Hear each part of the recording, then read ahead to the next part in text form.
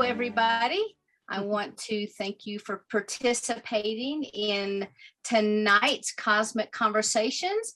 We have Teah Akrish with us, and she is going to enlighten us about her experience in the Secret Space program. And Teah has a lot of information. I've heard her several times. She's a phenomenal speaker. And Teah, I think one of the most beautiful things about the way you present your information is it's truly from the heart. It's from your memories, if you say, oh, no, wait a minute, this isn't right, it was like this. I really appreciate your coming forward and saying, no, this is what I'm remembering. So thank you so much for coming and sharing this amazing project. Yeah, thank you. It has been a really difficult process. It's been really my entire life, but I've been pretty, it's been an aspect, I think, of the mind control where I was really taught to ignore myself. And so I look back on the past and I say, oh my goodness, I had so many strange things happen here and there. There were a lot of times I just said to myself, especially as a child, like something is happening. That was just, or something happened. And I never knew what it was. And so now it's really like the fall of 2016, I started putting the pieces together. It was in July of 2017, I finally admitted to myself that I had been a member of these clandestine operations. And so, but the reality of it is that the memories come in every which way. They are backwards, forwards, sideways, upside down. So you have to go through a process of basically validating them. And I've been spliced, as I call it, a lot. Used, and I'm about to go over that a little bit here. And so that's one thing I kind of ask for people to understand is, as I hope that people will understand, is that it's a process. And I'm actually trying to get better at it. I'm trying to figure out what are the things that improve my recall. It's really just a big puzzle. And so I get pieces whenever, sometimes big pieces, sometimes small pieces. And I'm in this process of just trying to just link things together. So I do have a PowerPoint presentation, and so I'm going to start it from the beginning here. I'm going to share my screen. Okay, the Secret Space program, and this is one thing that I was sharing with all of you before we started, is what I hope to contribute to disclosure is more than just my memories. I do hope to give an overall larger perspective of what exactly it is. And what does it mean? Why does it matter? What are the challenges that we're facing when we take this information into context of our life and what we think our life is and what it really is? And really, what can we do now? Okay. So this is me. I'm Teah. I've always considered myself to be a fairly regular person. Started my life just wanting to do good in the world. I'm 40 years old. I'm a Chinese medicine herbalist. I started my business back in 2000. Both actually, David and I started our business before we got married. And then we married in 2002. There's the herbs. I realized I forgot to have other slides here. So that's actually what I do, is Chinese herbal medicine. So here's our business website. Started back in 2000. And then here's my husband, David, which you've seen. He'll sit with me sometimes during these calls. Let's see here. I have spent the majority of my life trying to understand it. I've had a lot of strange experiences where strange dreams, moments in my life where I felt like something had just happened to me. I didn't know what had happened to me. Times when I had been aware I was moving through a portal. I didn't know what it was. It was, that it was a portal. But just as a kid, being abducted, being controlled, where you're sort of like some of it's remote control in a sense. Other parts of it is, drugs that just make you very compliant. But one thing I was remembering earlier today is that once in True Value, I actually did see myself moving through a portal, and I knew I had gone somewhere and I couldn't understand it. And I kept going back and forth around this aisle trying to figure out what was going on. And of course, they have other technology. They have a short-term memory deletion that is used with a crystal. And so a lot of times when I was cluing in onto something, because there'll be somebody there in wave form who is invisible around you, and they will continue to just, it's just like Men in Black. It's a flashy thing, and you don't remember the last 30 seconds. There is actually a timer on it. You can actually delete information. People's experience their memory for hours, seconds, minutes, hours. It doesn't quite matter, but I do remember that tech being used on me actually quite a bit. But anyway, so the secret space program. So that's me. Trying to understand my life since I was a child, having these strange ongoings, not understanding what they are. Basically, I do believe that they mind controlled me to a large extent to not trust myself. And so when I finally made the connection that I was involved in the secret space program, and I had heard about it, it was because I was actually in the process of trying to figure out why I was always having recurring emotional problems. And I started to seek out other opportunities like meditation and going into the subconscious, and I started looking into emotional health. And I wanted to watch a video on Gaia.com that was about emotional health, and I paid for their $1 subscription. And to get the most out of that $1 subscription, I started watching some of their other programs. One of them was Cosmic Disclosure, and I heard about the secret space program. I was floored. Like, oh my goodness, what the heck is going on? Is this real? It makes sense for so many different reasons. But that's when I realized that I had a memory, and actually it was the experience of this memory being taken from me. And let's see here. So I had this memory of a soldier at recess in Helen Keller Elementary School. I was jostled as a child. And I think that might be actually part of the techniques for them to keep you unsettled so that you can't remember. But so between the kindergarten and senior year of high school, I attended 10 different schools. So I averaged just a little over 1 year per school. So anyways, Helen Keller Elementary, I actually spent kindergarten through 2nd grade there. So I spent 3 years there, felt fairly attached to it. My parents got divorced after that point in time, and that was one of the reasons for the move. But this particular school, which I think is interesting because it's Helen Keller, right, who had to learn how to communicate without sight and without hearing. I had this strange memory of a soldier walking on a wall. And the thing about this is that I remember him escorting me from one end of the school to the other, actually to the principal's office, which was always weird. And that he had done this several times, and he's wearing gray. And at one point when he's escorting me, I am picking up on how he's feeling, and he's feeling like the low man on the totem pole. And I basically manipulate him, which is, strange for an 8-year-old to do, into trying to prove himself. And he had this wild idea to show off his special ability, which was an anti-gravity device. And so he made it look like he was doing it. He got like down on, like he was going to race, and sprint. So he gets in the sprinter's position, and then he runs towards the wall, and I'm just like in awe.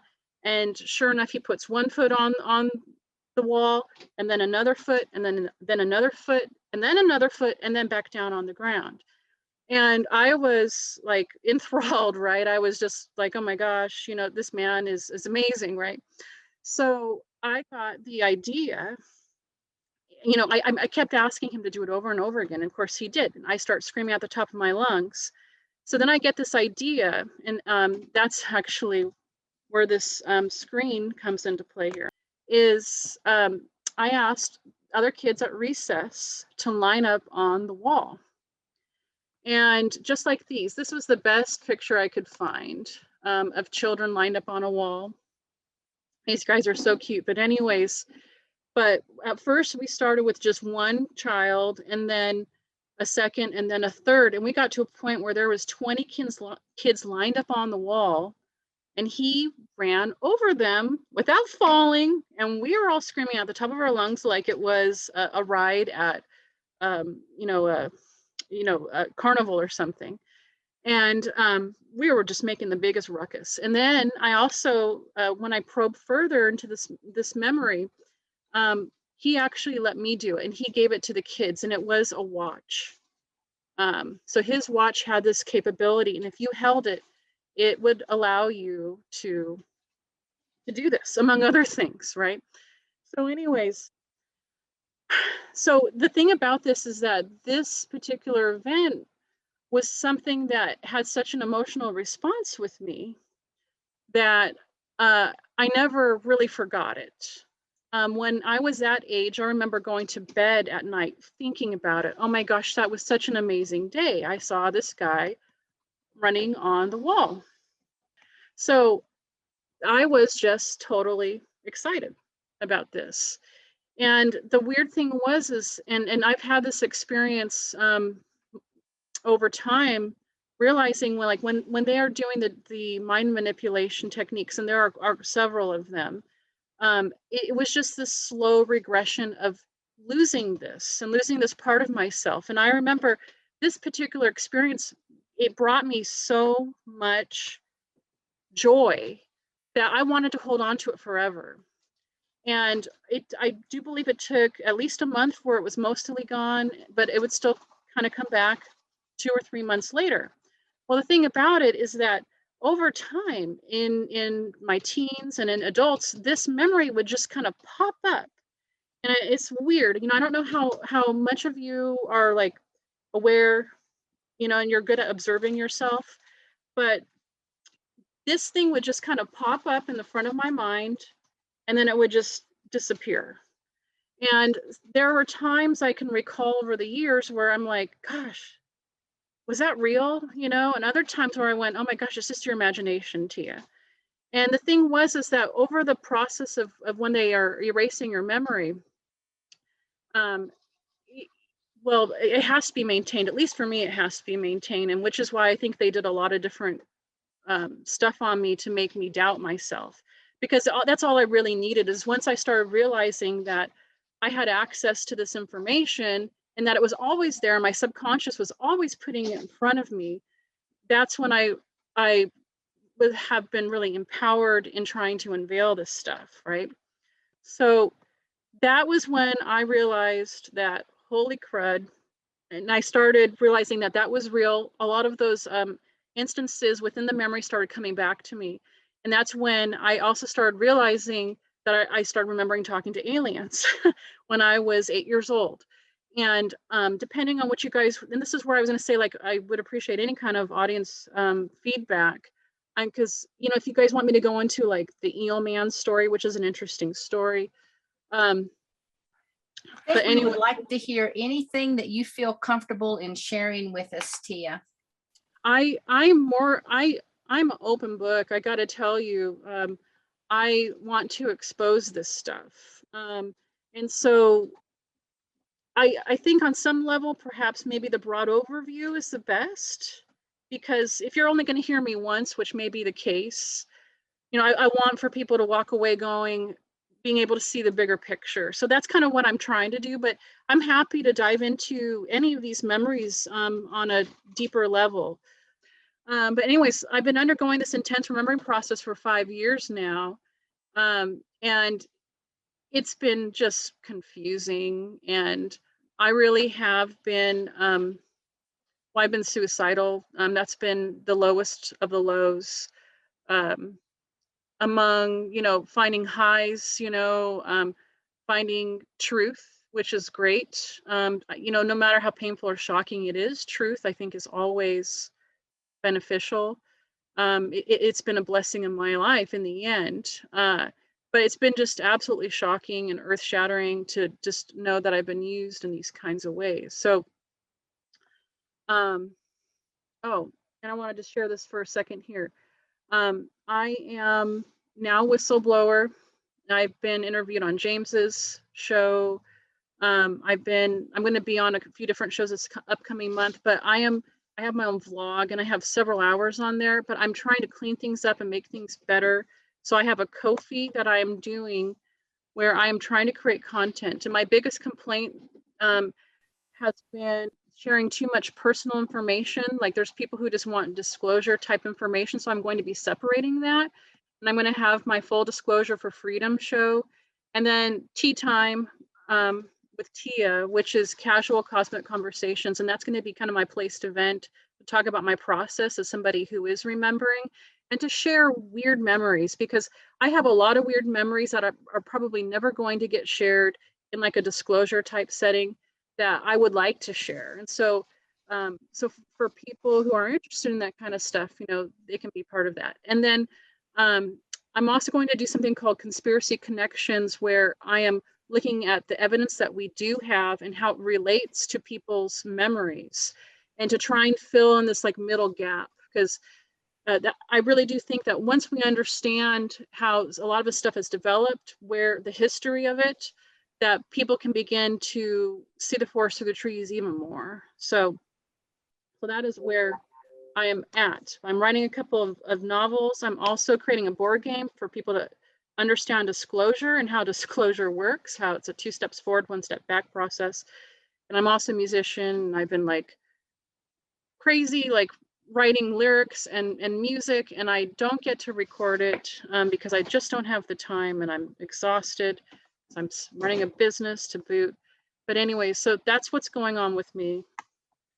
Okay. So the secret space program. So this is a little bit of a rant, you guys, so please indulge me for, you know, as I go on this rant. Summary, a brief history and key memories. Okay, so what is the secret space program, people? Okay, the short answer is it's reality. Okay, in other words, space is not the final frontier. We're already there. Okay. Now, less short of an answer. Okay, the secret space program is the deliberately hidden reality that not just humans, but Earth humans are out making havoc in space right now. These people are the various factions of the power elite, including our government, who possesses technologies that are thousands of years ahead of Earth mainstream to keep the mass of humanity in chains for their benefit. So the secret space program is not just governments, it's everybody, okay? So who is in outer space? I ask you again, who is in outer space? Dun, dun, dun, dun. Everybody, okay? Everybody is in outer space. So from Earth governments to ET governments, and I do want to go into that. In particular, the biggest is the breakaway, as I call them, or the Draco, or the Germans, whatever the heck you want to call them. I have had a memory where it is the 15th Reich. They are thousands of years ahead. A good part of this is because they go back in time a lot and establish their civilizations. But they have Mars, they have Saturn, they have all the moons around Saturn. I'm pretty certain that they have Jupiter, but I do believe that the Lyrans were there first, but I know the Lyrans are under the thumb of the Draco. They're an Alpha Centauri, and then they have, of course, many other planets because they're way out there. Uranus or Neptune, I don't remember which planet, but there are these cute, funny blue people that I think are not a part of this. And there is also a galactic council that, in one of my most recent memories related to this, and so this may not be true anymore, because I think it was in the 60s or the 70s, but there Humans are invited to be a part of the Galactic Council, but humans cannot pick a representative. And I do not believe that Earth is a part of the process, but I had a very clear memory of what this process was in trying to choose a representative, a human representative to go to the Galactic Council, and it ended up completely falling apart. And so that is a very interesting memory.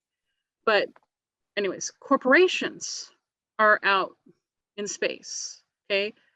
Car manufacturers, even beverage manufacturers, computers, oil, biomedical, electric, okay? David was saying maybe I shouldn't name names, so that's why we're going general here. Because I'm just not really sure where that line is. Famous people, they're out in space. Lots of memories of famous people. Actors, mainstream media personalities, politicians, royalty, business leaders, if you want to call them that. So everybody is in space. Okay, everybody but you. All right. So who cares, right? Because we're just down here on Earth, we're living our life, we're doing our thing. So who cares if these people get to see beautiful galaxies and star systems with their own two eyes, right? You don't want that.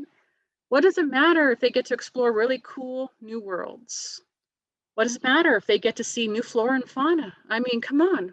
Why do you want to see the beauty of life and evolution and growth?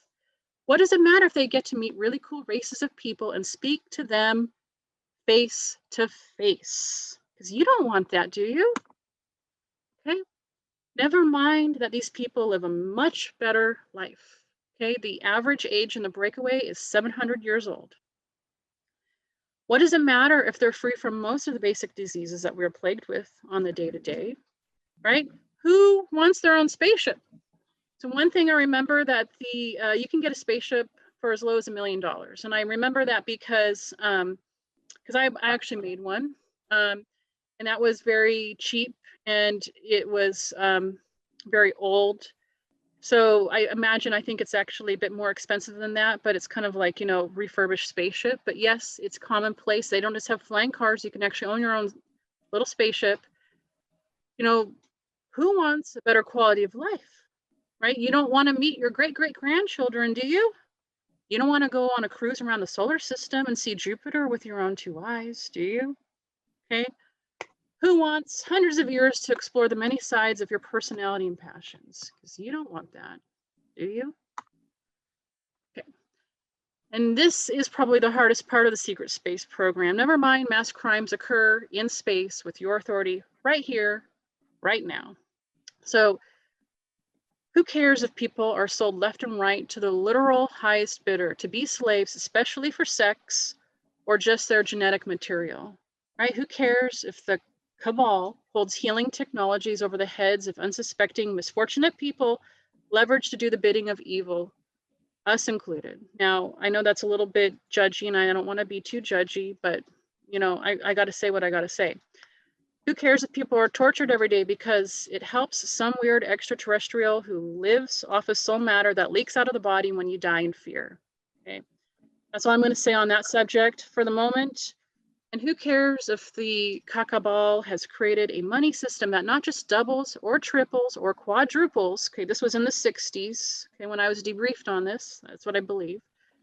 And now at this point in time, I believe it is 10 times the money that gets dumped into the system. So yes, when you take out a mortgage, your mortgage goes through this system and is multiplied by extreme numbers when processed by the banks, making the power elite rich, filthy, stinking freaking rich, so that they can go buy their spaceships and enjoy space and venturing out and seeing cool new worlds. Okay. So that is the secret space program. It is just the biggest held secret that everybody, the elite, is in space. Okay. Now, the thing about the secret space program that you got to understand is that they have extreme technologies. Okay, now how the heck did they get these extreme technologies? Well, let's first just go over what they are. Okay. So they understand the real science and history, that the universe is electric. They understand the scalar system, which you guys, I barely remember the stuff, so don't ask me for technicalities on it, okay? But from what I understand about scalar, it is the ability to tap into the natural inherent energy of space, where they can either extract energy from space or put energy into space. But then there's also this important aspect called the ancient builder race, which from what I understand and what I have remembered is that we actually are the ancient builder race. You look at from in context of all this information, that humanity was a race that has evolved for a very long time. There was a war and a certain number of people lost, which we're among those, because that's why we're here and not out in space. And we have been progressively devolved over time, losing ourselves, losing our abilities. And one thing I've remembered is that our bodies are actually supposed to be able to make all of the essential amino acids. And so like this idea of like, you know, vegetarian, carnivore, what should you do? What's right? Like this is something that's totally fabricated. That the reason that we even have to have this dilemma is because these people have broken our bodies. And so, but the ancient, so we are actually very powerful people. Our bodies are very powerful. Our bodies are very advanced, but we've been put in this strange, corrupted, and kind of broken state. And so, but part of the game in the space race, if you want to call it that, is that there are a lot of kind of Laura Croft, you know, the Tomb Raider. There are a lot of these types of adventurers who go looking for ancient builder race technology, which is very high consciousness tech. And I have several memories of being in these places and being used to try and find doors, to access doors, to try and activate technology, to see technology. And a big part of this is that our minds are and the frequencies and that they act within, you have to be able to have a broader and a higher frequency that your mind is actually functioning at. And that some people they can either activate that or they are just doing that. And then that when you have those brain frequencies at the right places and right levels, you can actually see things that are quote unquote invisible, that are actually there, but the average human being cannot see. And so I've been used in ways like that. There's time travel, which is portals. There's a lot of genetic modifications. And one of the biggest ways is through chemical enhancements. Age regression is a part of that, but also superpowers, quote unquote superpowers. And I remember chemicals that can make you breathe underwater, chemicals that make people grow, that can actually make you grow taller. And I'm going to go through that. There's also a lot of kind of genetic manipulation going on in experimentations where they're creating monsters. They're combining different DNAs. And then, of course, there's the famous electrogravitics, you know, UFOs and, you know, spaceship technology, right? Okay. And so this, like, once again, like I mentioned, I really, escape, let's go back. Let's see here. Where is the slideshow?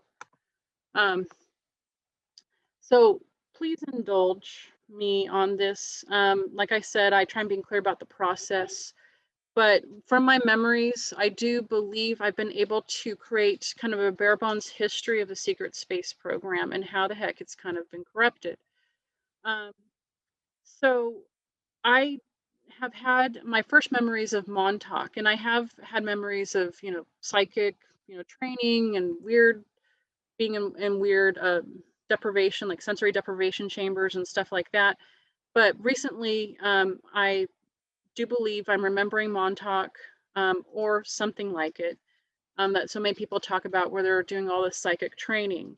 But in this particular process, I remember the Germans. Okay, and in this particular case, the Germans they were not Nazis, they were just spacefaring Germans. And I believe that at this point in the timeline, and this is where time travel gets kind of hairy, but at different points in time, certain realities are true. And so back then, whatever time frame that was, and I can only guesstimate that it was somewhere in the 20s or 30s, I believe that in that point in the timeline, there was no World War II and there were no Nazis, which is why I believe the United States government made a deal, is that they were just, Germans. And I do remember them trading basic techs, the techs that I talked about, electrogravitics specifically, but also some of the genetic enhancements. I remember them, I'm kind of getting a little off base here. Okay, so let me just go through what I believe at this point in time to be the bare bones of the history of the SSP. So I believe in the 20s or 30s, somewhere around there, that's when the Germans traded tech for personnel. And one thing I do know is that the Germans were very low on people. And not only that, but they were looking for special people who could be telepathic. And so they made a deal, well, hey, we'll give you this tech. You have to use it on your assets.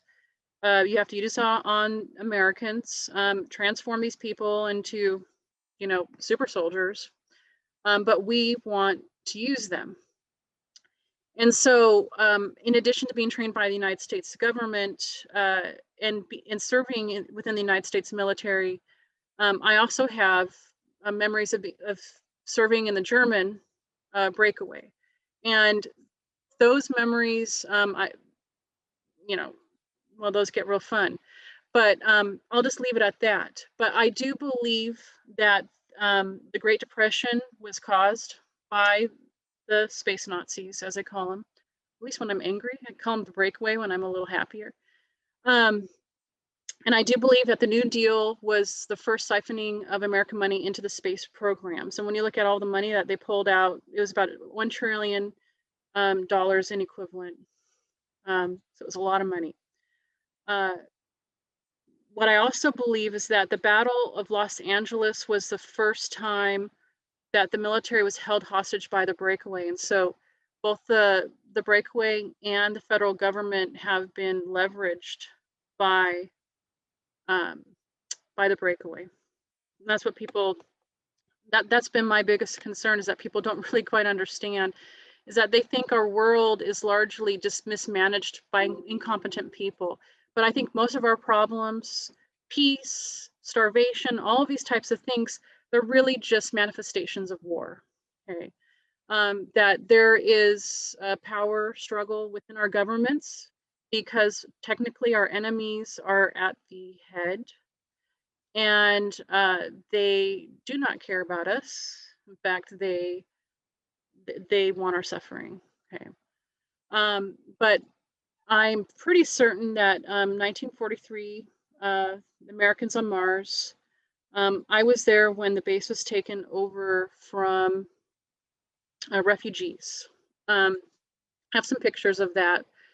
And then I was in service, I believe, in 1960. And so there was about 17 years there, and I was able to calculate that because I remembered having an argument with my boyfriend, I hated living on Mars, especially those first few years. Hate, like I hated my life. Okay. And we were trying to work through kind of the fun aspects of having a relationship on Mars. And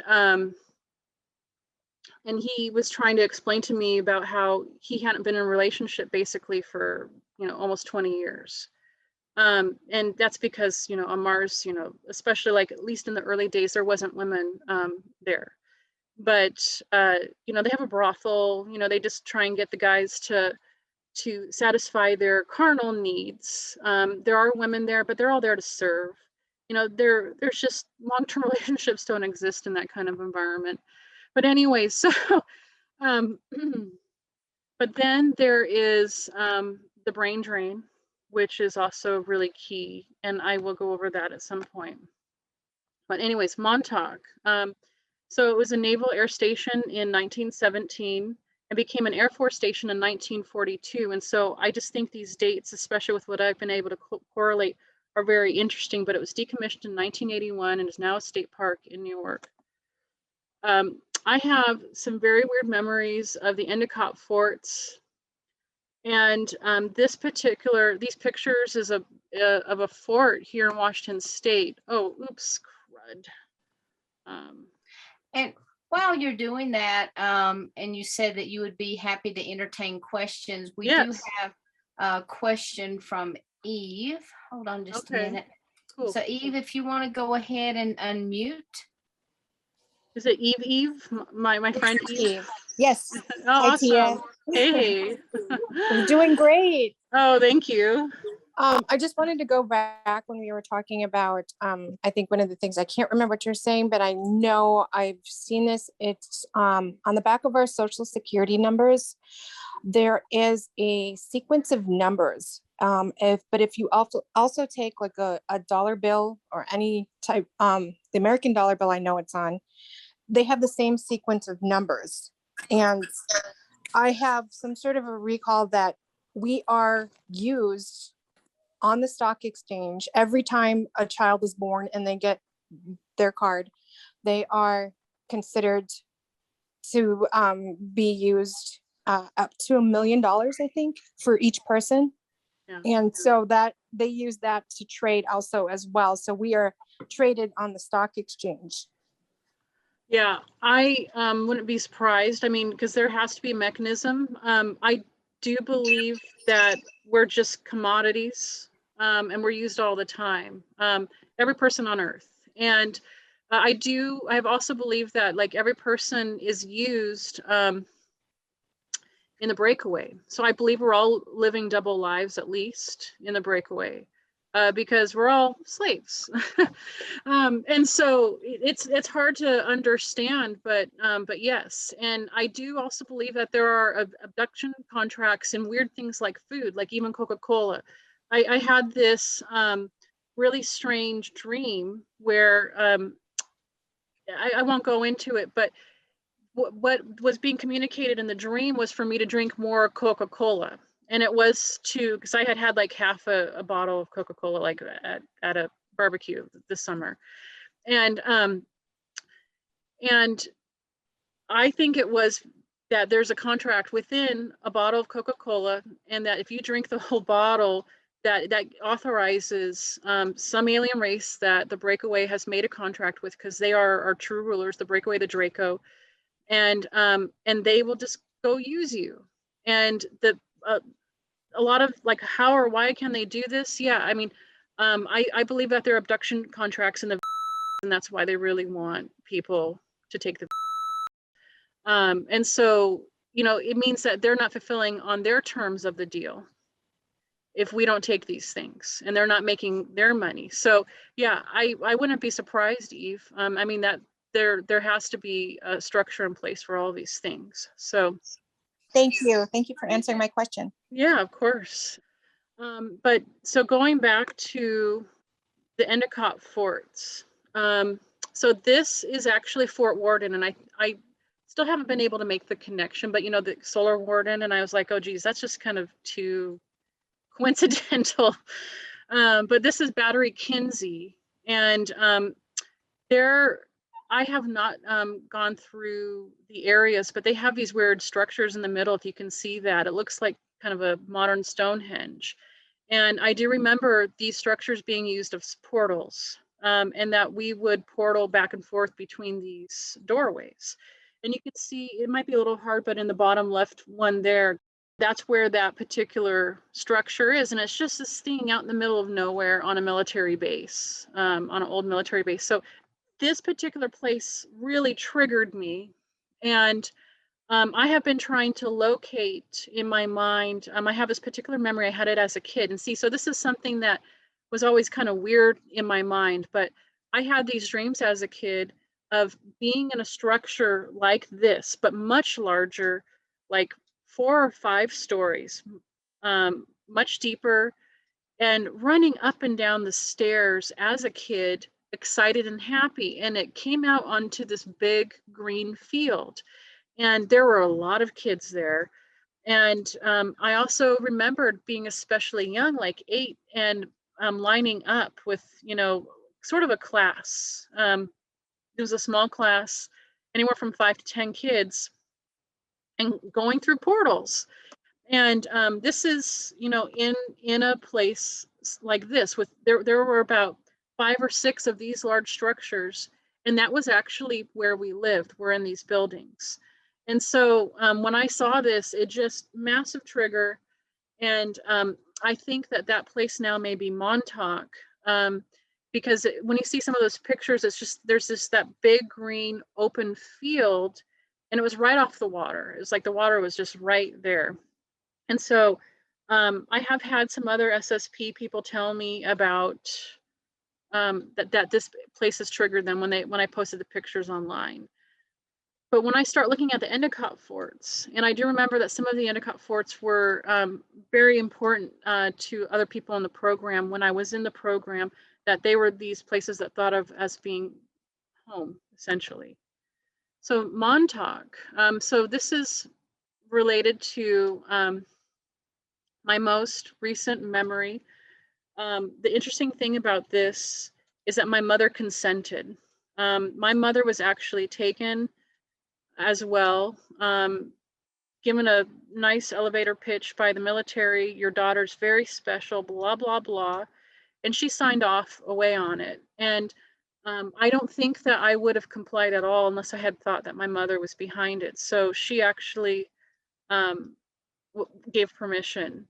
A strange thing about this is that there is a wall with a full-length mirror on it, and they would have us go into a meditation type trance and basically tell us that we won't remember.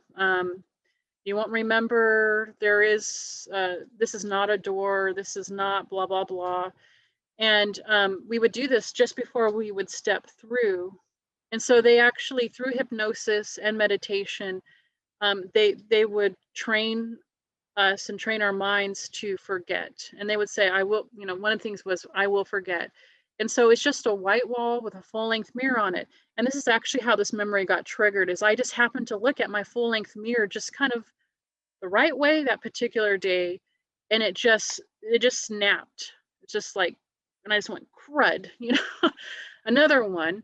But from there, that's when I remembered soldiers, young men doing a lot of weightlifting, and they were given the chemical enhancements to actually make them grow.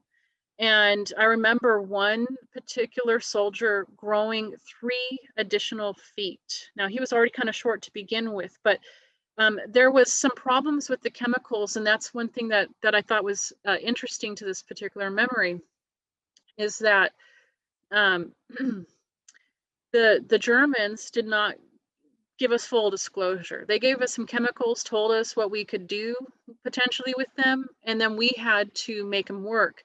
And one of the things that they had to do is that the chemical actually had to be activated in the body. And one of the only ways it was activated was if you worked really hard. You had to work your body like to extreme degrees. And when you did that, that's where the other chemicals within your body would begin to bond, from what I can remember. That's as best as I can remember how it worked. But I do know that they gave me drugs. Remembering a little bit at this point in time, they were giving me drugs. I was, you know, a telepath, so that's how largely I was used. I did become a soldier, but I was first and foremost a telepath and a psychic. And I do remember using the Zener cards.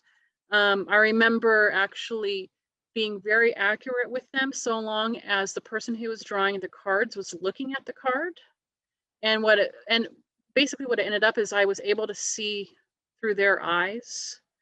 And that's why I was so accurate. And when they started changing the drill so that they would pull a card, but they wouldn't look at it, my numbers went way down. And then from that, I learned how to basically see the future.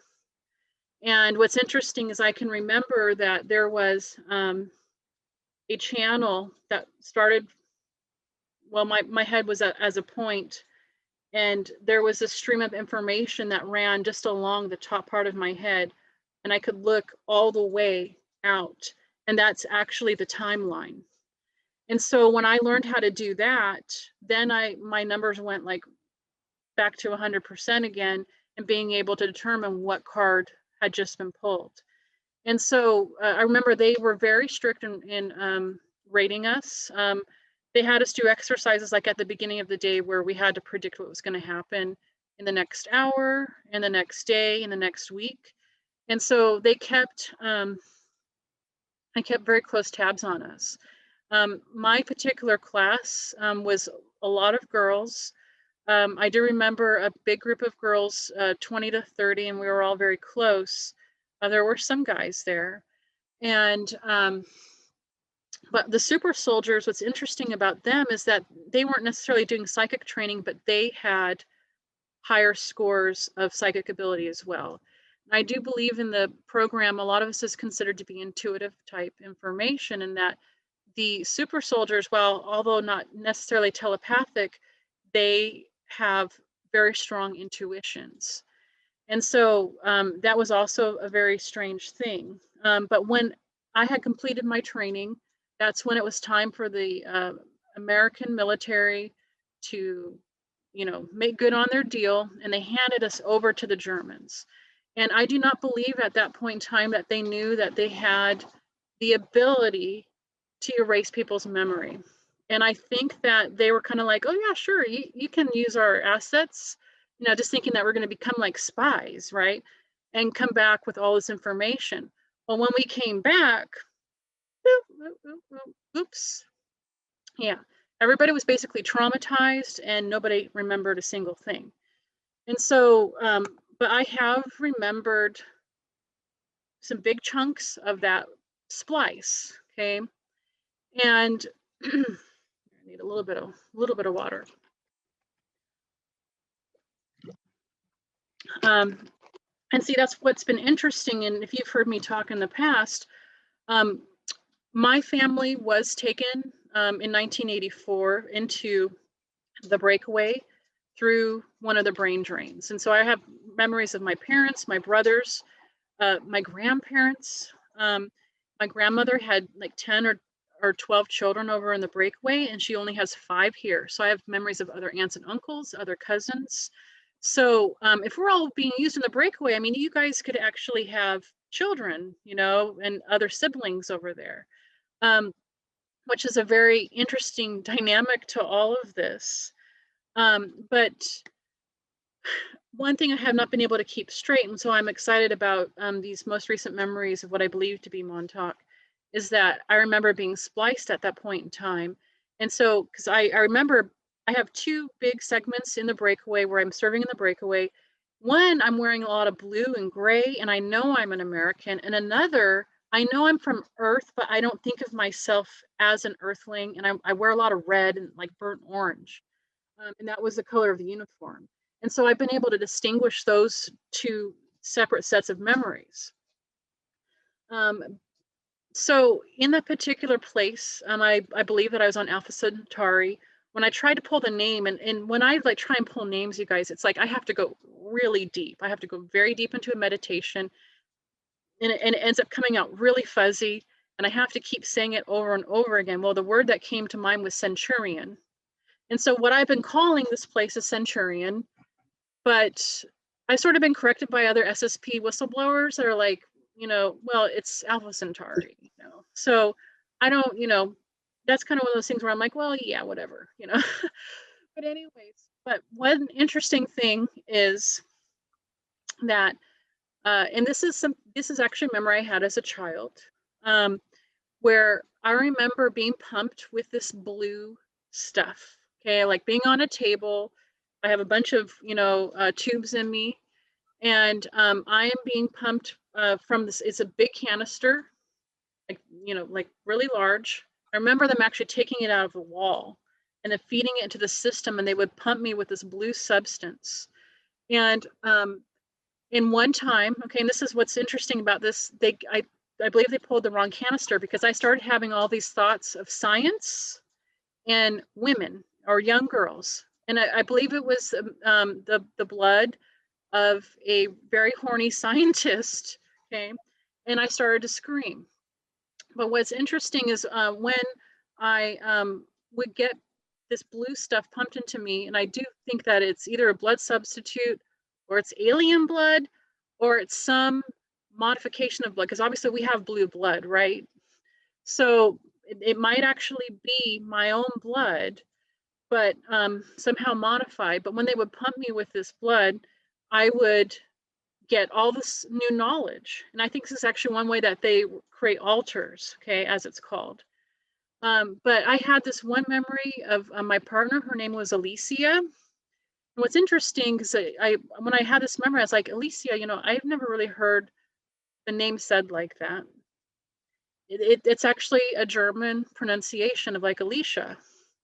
And she was Eastern Indian, which is interesting. And so I have remembered that as part of the breakaway, they have every race there. And, she was an Eastern Indian girl with a German name.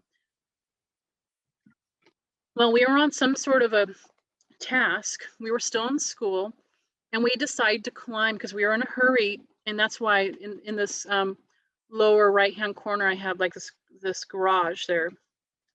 It was a building that was being in the process of being built but abandoned, and it was there was ground level, and it was like a parking garage below, so it was just a big hole in the ground with like a parking garage and nothing up on top. So it would have been like, I believe, kind of a modern style of building with a parking garage underneath and then offices and stores up on top.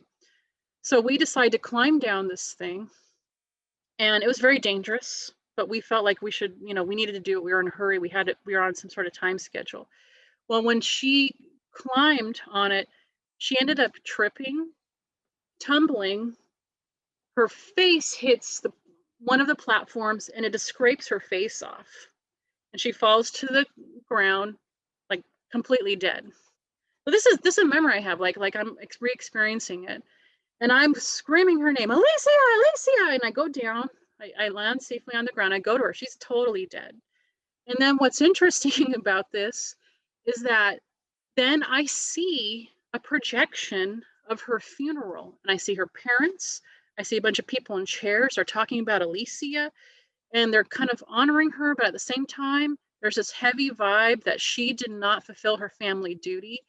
And there's just a lot of pressure to perform, especially like if you're in the military there, where it's very prestigious. And if one person, and they were writing their hopes on Alicia, if she rose to the rank, she would have elevated the whole family and made their whole lives a lot easier.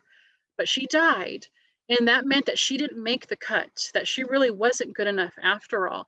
And there was just this heavy vibe in the funeral. And so I actually witnessed in this memory a breakaway funeral where they actually projected themselves, because they have the time travel tech, into the past to view and witness her dying, if you can believe that. So that brought up a whole slew of memories there. But yeah, I don't know if you guys have heard me talking about the metal Christmas tree, but the metal Christmas tree is part of that. I remember them experimenting on snails and learning basically about kind of the spiritual aspects of free will and authorization, because these people are always trying to manipulate the timeline. So they have actually figured out very well how to do that and still stay within cosmic law to a certain degree. Okay. And also part of this particular realm, I believe that's when I experienced like the space Nazi, what I call looking glass technology. Someday I'll draw this weird device, but it was like a projector, but it was flipped. So instead of you looking at a screen, like the way you're looking at your computer screen right now in front of you, it's like if you would flip it horizontal. And so as I would have to look down this tunnel of a projector screen and then a receiving screen down this tunnel. And the more I could look through this tunnel, the deeper I was looking into the future, and it would project the future. So these people, like, they're crazy about the future and trying to understand the future and then get that kind of intel. So, but anyways, oh, this is my drawing of this place that I remembered where I'm being trained in the space Nazi military. That was the building that we lived in with all the other kind of telepath empaths. We called it the blue camp, or that we were known as being kind of the violets, which is weird. We were known by colors. And then the super soldiers who actually lived underneath the ground, and there was a training area and with the elevator going down, but they were known as like the blue reds, which is very strange, but they were basically known as kind of like the protective military of the royalty. So there's a weird aspect to the breakaway where they have this royalty. But anyways, underneath was all ancient builder tech, and you go underneath, it's super high tech. Okay? And you know, they didn't build that. They literally didn't build that. So, but they're using it and they're unlocking it. And I remember them doing all sorts of like ascension type experiments on me. Okay, so other weird early SSP memories. And so as a kid, and I was looking for a picture of me when I was like 8, and I don't have one. I'm gonna have to get one. But at Helen Keller, you know, you guys, I mean, any of these particular slides I could talk about for probably at least an hour or two. That's how much I've remembered. But we were portaled out of our gym, and that particular portal was just like this white light sphere. And it was in the corner of the gym, and they would have 2 different classes line up in the gym. One, like if you're looking at like a compass, you know, north, east, southwest, they would have one line in the south position, another in the east position, and we would both walk into it at the same time. And then wherever we were portaled, we would come out the opposite side. So if you were lined up on the east, you would show up on the west side of the portal, and the south, the north. So it was very, very interesting. So, but that was a memory like too that I never forgot. And I just never understood, like, why do I remember going in this weird white bubble in gym?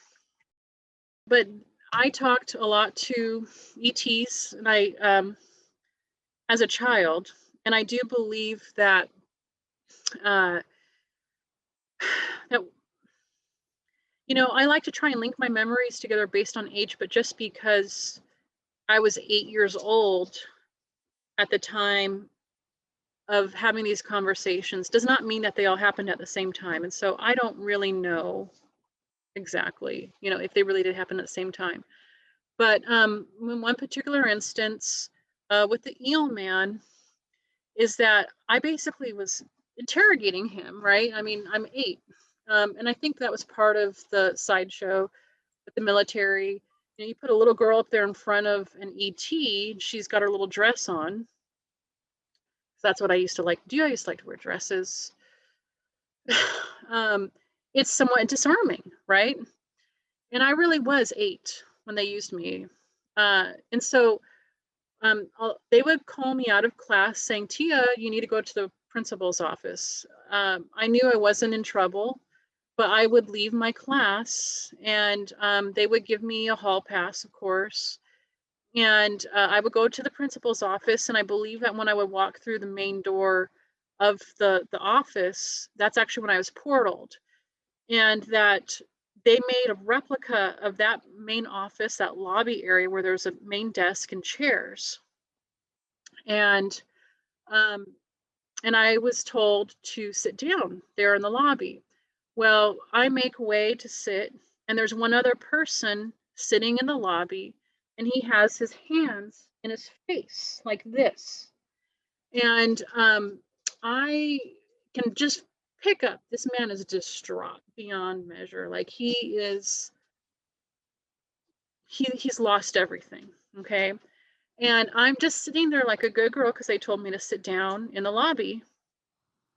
And I am just feeling this pressure. Okay, and when they're using like the mind control, and I think it's sort of an aspect of the V2K. I don't actually hear voices in my head. I have heard bells, but in general, I don't think the V2K works very well on me.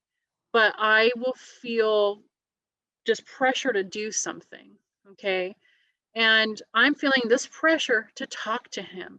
But I was told to sit there like a good girl and wait for the principal. So that's what I'm doing. And I'm having this weird split, like wait for the principal, talk to this distraught man. And because I'm kind of a pure innocent person, I want to help this man just because he's having a really bad day. And so I'm going through this weird like conundrum, like talk to him, don't talk to him, talk to him, don't talk to him. And I keep thinking the principal is going to come get me. Well, I eventually just give in and I talk to him. And I do believe I was in some sort of altered state, so I don't really know how they did that. If they did put me full of drugs, or if it was some sort of electromagnetic frequency, which they do. They do that a lot. They even had a device where when I was used in deep space, where they put a collar around my neck, and that could put me to sleep instantly. It could wake me up. It would put me in altered states where it accesses the telepathic, at that place in the mind where you can communicate.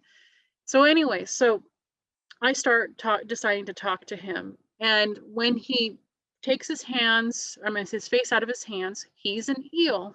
Okay, I don't think anything of it, and that's where I'm like, I must have been drugged or something, because all I care about is that this man is distraught.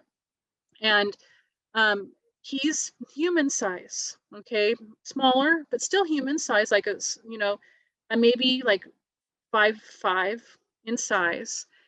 And he starts kind of like, he opens his mouth like that, and he has all these tiny teeth, and he's kind of fighting me a little bit, but I'm still asking him, are you okay? What's wrong? And he's ignoring me, and he's like, oh, you're just a dumb little girl. He's saying things like that. Well, this is not happening with our voice, right? But we're still having this conversation, and I can pick up on what he's feeling, what he's thinking. But then there's also a very clear voice, as if we are talking. And I get so kind of like engrossed. And that's the interesting thing about this memory, is like, I am just laser focused on him. And I suddenly, like, I want to talk to him. I really want to help him. And I'm just walking closer and closer to him. And as I get closer, he starts to loosen up. And he starts telling me that he was on an errand to deliver a package to the surface. That's what he says. And it was just supposed to be a quick trip, but he didn't follow the security protocols, and he was shot down and captured by the military. And now he was worried about his wife. And I saw his wife, and I saw her holding a baby, like this baby eel. And he was distraught because he was thinking that he would never see his family again. And when I went up to him, I actually touched his shoulder. And the weird thing is when this happened, and this is what's kind of confusing, I think he must have been a projection. So they must have portaled me somewhere, did a projection, because when I touched the projection changed, which I'm not really sure why that is. But when I saw him, I originally saw him with like normal hands and feet. But when I touched the projection, he had like kind of eel hands, and he didn't have feet. He just had like a long tail. And so and when I saw his family, they just had tails. Okay, they didn't have feet, but they did have arms. Okay, and they did have something like like hands. And that was it. So after that, as soon as I got that information, it was like it was over. And I remember getting like a lollipop and then being sent back to my class. And so that's the weird stuff with all of this, is that I have other memories of like weird stuff happening in the lobby of my elementary school at that age. I don't really remember them, except for I do remember at one point, this octopus woman monitoring the desk in the lobby, and she had multiple arms and hands, and she's very nice. And so, but you know, I think that this was a format that they used a lot in being able to just, you know, make the situation work where it could still work, where like a little girl would be able to extract information and not think anything of it. And I always remember them giving a lollipop afterwards. But the Eelman, so I do have other memories of there being at least one very advanced civilization within the earth that is aquatic in nature. And where I talked with a whale king, that was just his name. He was the king of the civilization, and they were 3 billion years old. And so I don't know if this particular Eelman was part of that civilization, but he was, their home was here on Earth. And he was on an errand. He was going from deep under the water to run some package to the surface, and I don't know where or who. I didn't get that information. But that's just one of the very interesting things to this. So in that particular phase, when I started to probe from that place, I remember being in an underground base that was like sandstone, where I'm being carted around by an officer and a minotaur who was very violent. And I believe that he actually attacked me, and I was put in a straitjacket because of that. So there's like all sorts of kind of weird stuff that comes in with this stuff. I also remember them breeding male astronauts with these blonde ET ladies. And I do believe that I Dream of Jeannie is disclosure of that. I have some weird stuff with Howard the Duck, believe it or not. And this, see, what's part of, it's really, really strange as part of this, like, you know, because of the memory manipulation and the tricks that they have to play on you, is I remember Howard the Duck very specifically, and being this very futuristic location where, you know, these light blue lights, and he's in a spaceship, and I'm with these other officials, and I'm wearing my little dress, and I always thought that this was a movie scene. Always thought it was a movie scene, and so since I've come to realize that I'm being triggered by movies, and and that they're doing disclosure in movies, I actually went back and watched Howard the Duck, and there is no scene in there of that. There's none. There's zilch. And so I'm like, oh my gosh, that's a memory. So, but as another part of this, I think somewhere in this particular time frame, you know, I did age, and they did use me to train deaf and dumb children. And I remember I thought I was like part of as a babysitter, like a kinder care sort of for the military. I thought these children were children of military personnel, but they were all deaf, and they were all, they could not speak. And so we learned, it was just natural, right? It was just this environmental circumstance. You can't communicate. So we started to communicate telepathically. And we also had our own version of sign language that we made up. And now, and so that particular memory when it came through, I was just like, oh my gosh, I just can't believe it, you know, that I fell for it. And that's one of the weird aspects to this, is that it's like, I don't know, they keep you in these really kind of fragile states of mind that work in the moment, you know. And so here, I think I'm training children from the military personnel, but they all have these problems. And so I think that was really more just a trick they played on me to make me compliant. And I think I might have been, well, they can change your DNA.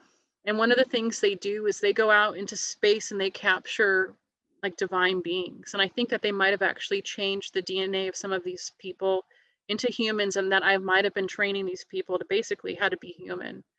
So I don't know. That's just kind of a weird side note. But in that particular phase, I remember them putting me like hooking me up to this dialysis machine where they were combing my blood, and I believe it was for the telepathic chemical, so that they could turn it into a drug. And them also doing genetic experimentation on soldiers, and in particular making them into reptilian human hybrids.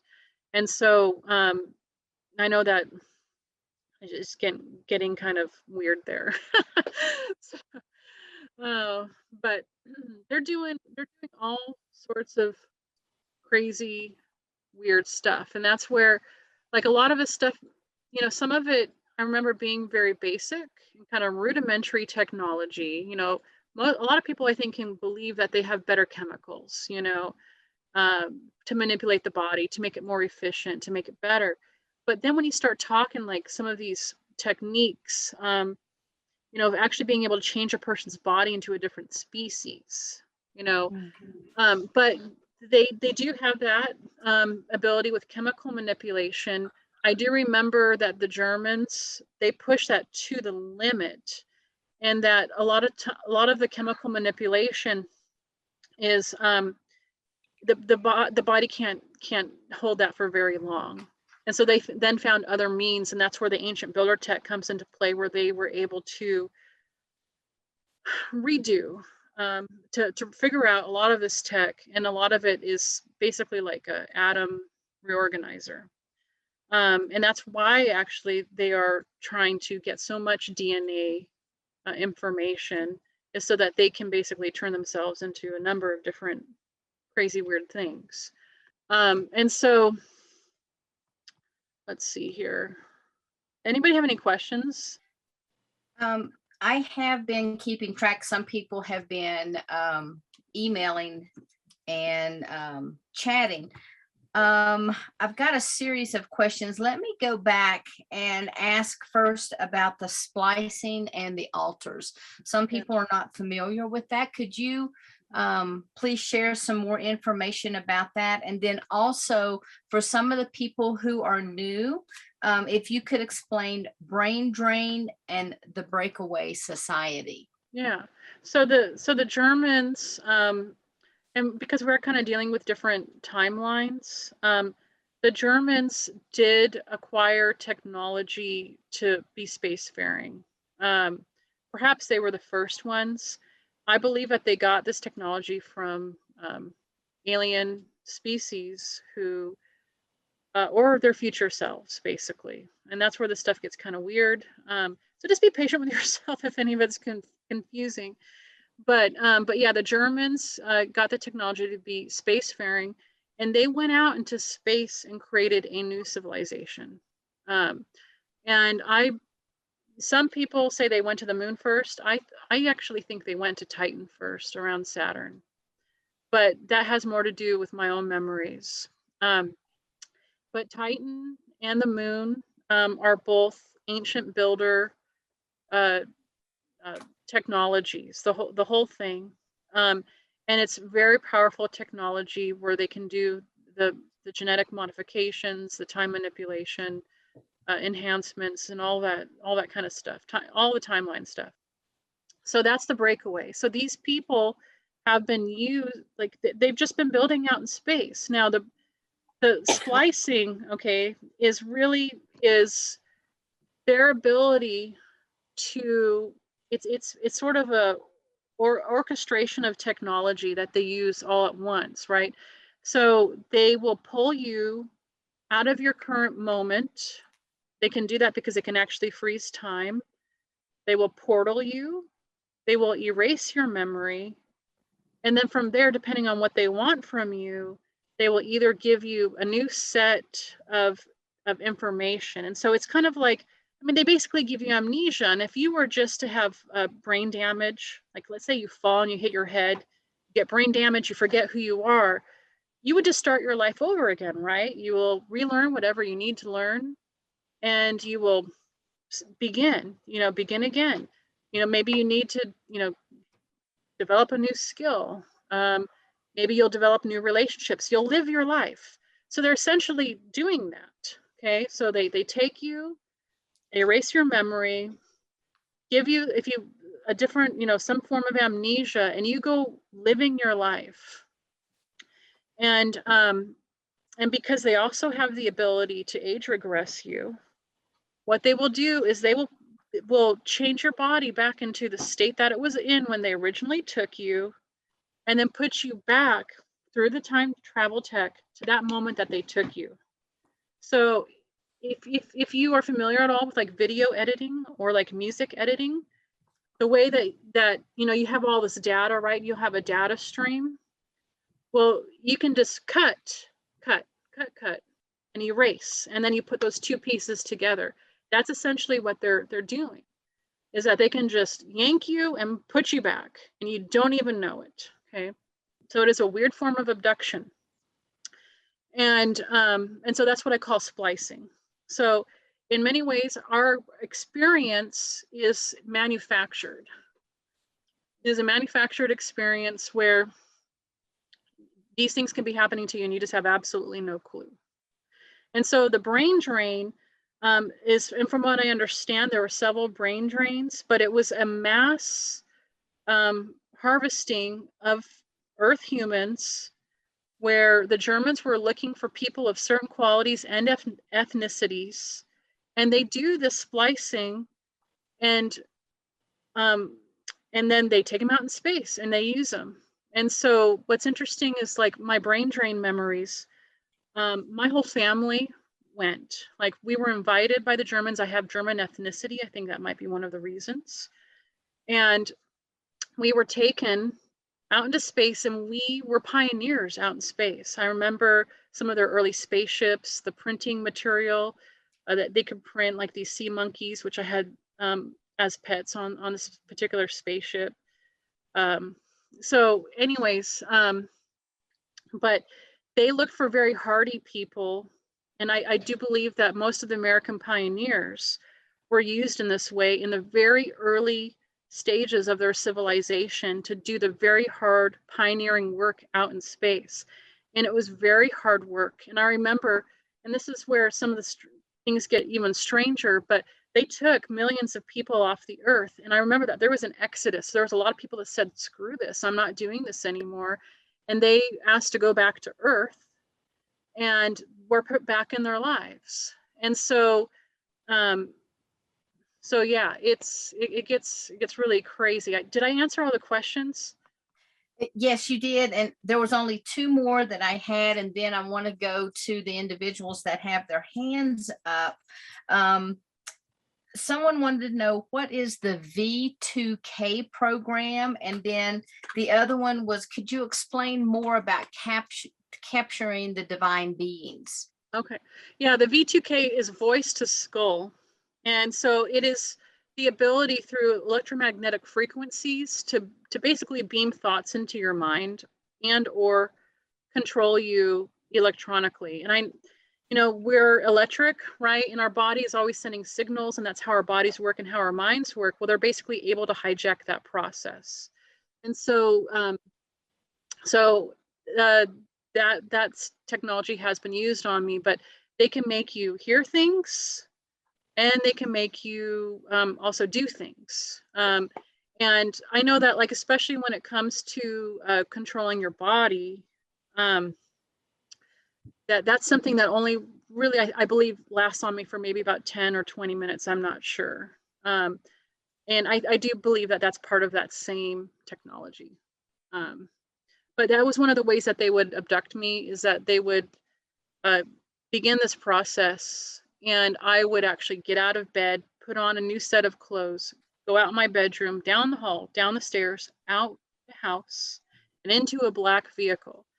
And so that was just one of the things that they can do. So their form of abduction was not actually to use portals, but it was like your own, you know, you actually are delivering yourself to them. So, but I think that that's partly something that's also used in conjunction with a lot of kind of Pavlov's dog training, you know, that they have to, you have to be part of the programs, and they have to basically kind of install that protocol where it's kind of second nature and you just go with it. So, and then, oh, the divine beings. So, you know, like the universe is a really cool place. You know, there's all sorts of really cool people, you know, evolution, you know, like every form of life can evolve. There's like no limit to their growth. And so I remember like some of the things that we would do is because they want the genetic material is that we would actually go and try and capture beings who were a very high in the high ascension process. And then from there, you know, these people are just taken and they're used for their genetic material. They're, you know, they go through the same process, mind controlled. So especially like the idea of star seeds. Sometimes I wonder if a lot of people who are identifying as that are actually, that's actually how they got here to Earth, you know, because they can change your DNA. So maybe you actually started as something different. So, but the divine beings in particular, I mean, I use that term more because one of the ways that they are able to control people is they capture the leaders of a species. So they are like, I remember capturing this ant queen and also this elephant king. And the people look at their leaders that they are in a divine role, that it's their job. They're the usually, so I know it sounds strange, but like in the universe, the kind of dominant governing system is actually a royalty system. So you find a lot of species with, you know, a royalty, and it's looked at more as a service position, and that the people look to these people for guidance, almost like sort of as parents, and they look at it as like a divine role. And so what they will do is they'll capture the leaders of these different species and basically hold the whole civilization hostage because they want their divinely appointed leaders back. And so then that's how they get the bidding, to be able to do the bidding of all these different species, from the giants to, you know, different insect races. I mean, I remember all sorts of different races being used in this way. So anyway, I think that was both, right? Yes, yes, this is quite amazing information. I really appreciate your sharing it. And now I'm going to go to Cindy. Yes, thank you. This is awesome, Teah. Thank you so much. Yeah, my pleasure. If they are erasing memory and manipulating minds of space soldiers and pumping chemicals in you guys, how much more of these things, or how much of these things are going on with the rest of us? Yeah, it's happening. And that's the thing about like it's kind of the silver lining to all of this, is that we are hugely manipulated. I remember them actually gassing us, so that's actually the reason why we age. That our bodies could live for 1,000 years or 3,000 years or whatever, but so that we're actually breathing in a toxic substance that causes rapid aging. Are you talking about the chemtrails? No, it's and the weird thing about this particular memory. And are you referring to like the masses, or are you referring to the space soldiers? I'm referring to the masses, like all planet Earth. Yeah, all planet Earth. Well, and they do this in the breakaway, by the way. So the reason why people can live to 700 years old in the breakaway is that they have to get shots on a regular basis to extend their life. They just have access to the life extension technology, but there still is a decent, you want to call it, class of people within their system that cannot afford these shots, and they age just like us.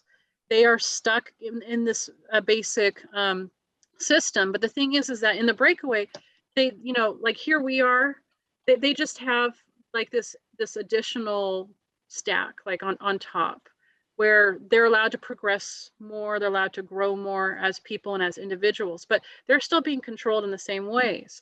They just give them kind of more outs in a sense. But yeah, no, we're being gassed because our bodies can actually live a lot longer. We are being controlled with chemicals in our foods, which is why you want to eat natural and grow your own garden as much as possible. But I was thinking like just making sure you exercise and doing meditation where you're actually oxygenating your blood, even more is a good thing, because they are, from what I understand, they're actually making our blood inefficient through oxygenation, and that's the reason for the gassing. And so, yeah, that's the thing. Is like they're doing all this stuff because we're actually very special as a people and as a species. But they have to, like, there are multiple layers, and it goes very deep into their level of control of us. But it's funny, for a while there I was hearing how like humans have like short memory, and history repeats itself. I think that they're constantly erasing our minds. I was wondering about that. Yeah, no, it's severe. One thing that, like, that's one reason why I was having such a hard time when I started remembering all this stuff is like we basically live in a pretty 1984. But that the level of control is that bad, that they do not want us to grow as people and as individuals. And so it's just completely controlled. It's bad. But the good part is that you want to take control of your own evolution and inject freedom into your life and realize that the power is really yours, that they're controlling the environment. But we ultimately in the end there's a counter, I think, to all of it. But you have to, like, you have to change your life. You got to eat healthy, you got to eat your vegetables, you got to juice, you got to do your qigong, your energy healing, you got to do your own internal work. You do, but if you do all of these things, I think you can beat them. And that's one thing that surprised me, because I'm in the alternative medicine industry, right, where I do herbs. I've had customers about. I'm interested in that too. Yes, certainly, yeah. Give me a call. But it always surprised me, because I thought that what I was doing when I started the business, that I was doing something new and I was going to be bringing something fresh to the world and to the Western mind, and that I was going to teach people about natural healing. And what surprised me is I would have customers who had great results, and they would tell their family about it, and their family was so entrenched in the ideas that it was bad or it was weak, that it didn't matter if there was proof right in front of them that their family member was still alive, or they didn't have to do the surgery or whatever it is. They just, it just doesn't matter. And so there is very much a filter in front of people's eyes. It is being broken down over time. But we have to, one thing I've realized is that because we are, in a pretty 1984, is that those of the light, those who are here right now, I really believe that we're here to just elevate the vibration of the world. Yeah, and that just by being here, we're doing our work, and as we continue to bring ourselves up, a rising tide does raise all boats, and here we are raising the tide, and I think people will begin to see the forest through the trees eventually. Gosh, I hope you're right. The other question, I was just wondering, being in the space program, do you have access to knowledge of things that are going to happen?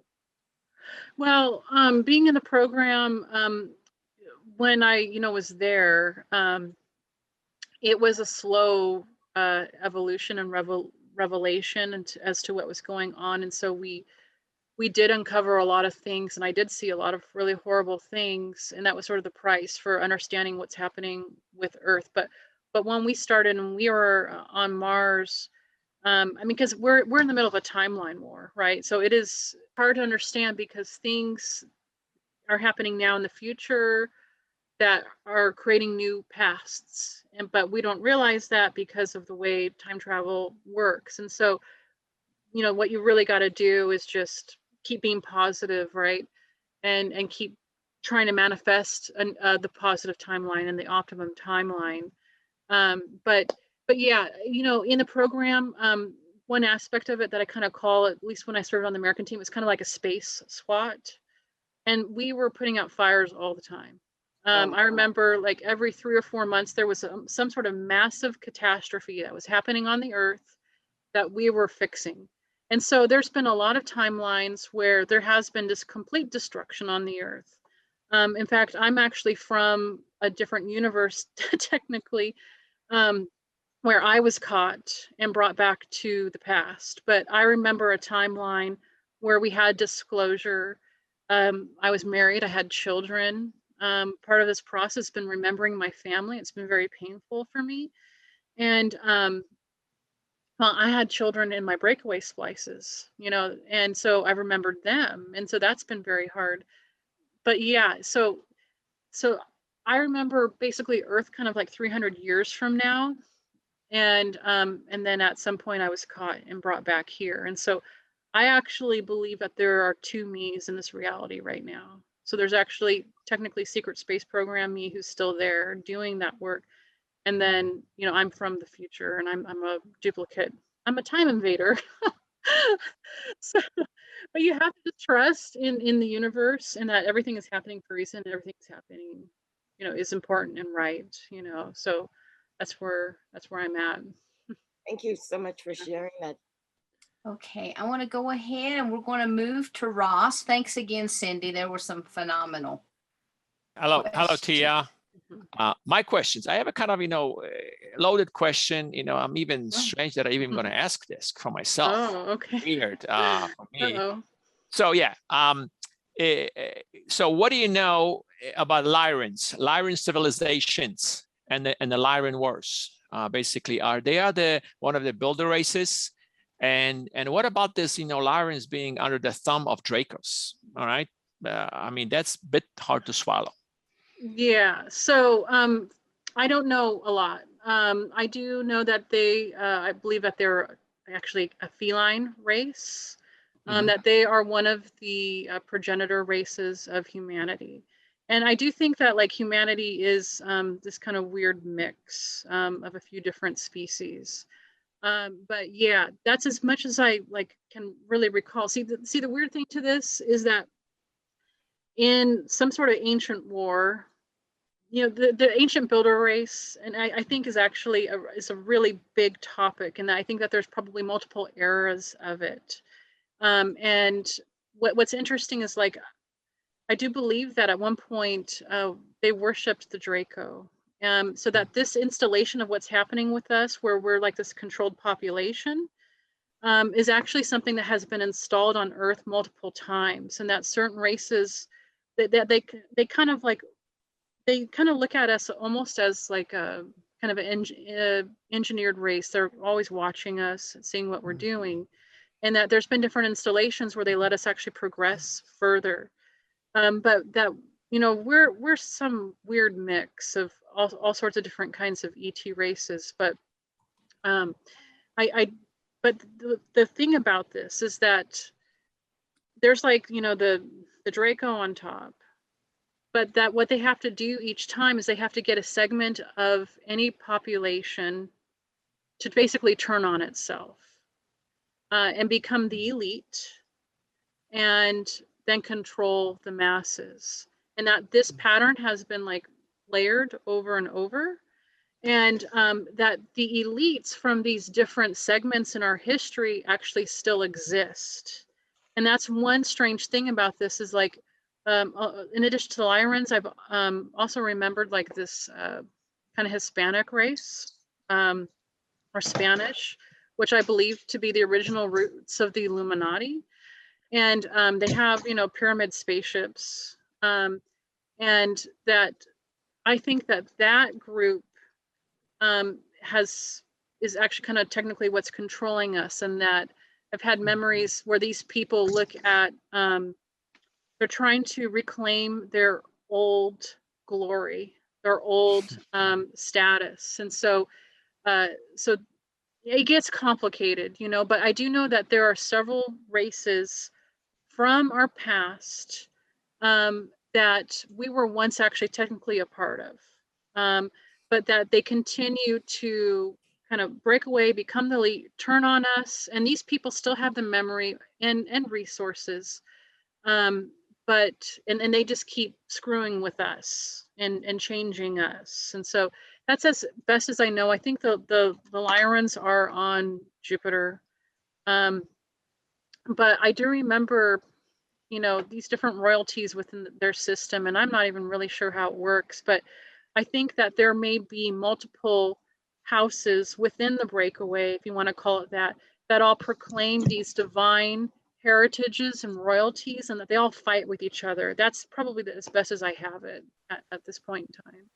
So Okay, thank you. if Thank you that for makes the any sense. yeah, thank you for the insight. It's quite fascinating. You know, there's a lot Yeah. of, you know, a lot of history that it's really hidden from us. And one day I'm kind of thinking, damn it, you know, come on, I want to know, I want to remember, or I want to know, come on, give it to me and I can decide. Well, what is- it's interesting, right? Because like, you know, potentially, you know, because we're living multiple lives. We've probably lived lives in these civilizations. I know I have. I remembered some of them. And so we should have access to this information, right? Yeah, precisely.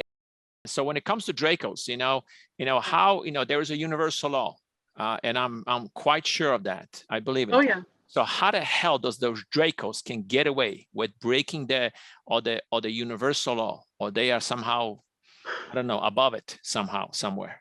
So from what I understand is that they can only control us so much as we are willing to comply. Okay. Consent. And that the chains are around our neck, but they're so loose that we could just take them off, essentially. And so we are kind of just being duped. It's like we're in prison, but the doors are open, right? So all we have to do is walk out, from what I understand. That the opportunities are there, and that the light and the guardian race and all of that, because I have remembered stuff from that too, has done as much as it can to basically neutralize these effects. And so we have choice. We can choose the dark path of slavery. We can choose the light path of freedom. But these choices are constantly in front of us, constantly, and in every aspect of our lives. And we have to keep choosing freedom, and we have to keep, you know, like you're saying, elevating ourselves. And I think the weird thing to elevating your vibration is when you actually do that, you're actually shifting timelines. Yes, and amen. so what you're actually doing for yourself when you raise your vibration is you're actually creating a better future for yourself, and you may be leaving behind a different timeline. And so that's where some of the stuff gets kind of weird and crazy, but yeah, we can do it. We can do this, and I am a firm believer of that. We just have to have the veil pulled from our eyes.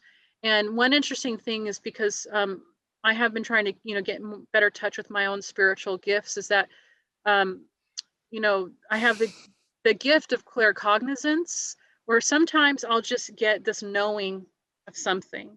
And recently, in this past year, and I probably should have written down when it was, but it was during all the stuff with Trump and the election, is that during his term of presidency, that it was basically being decided in the timeline, and for the optimum timeline, whether or not we would get disclosure from the top down, from an authority figure.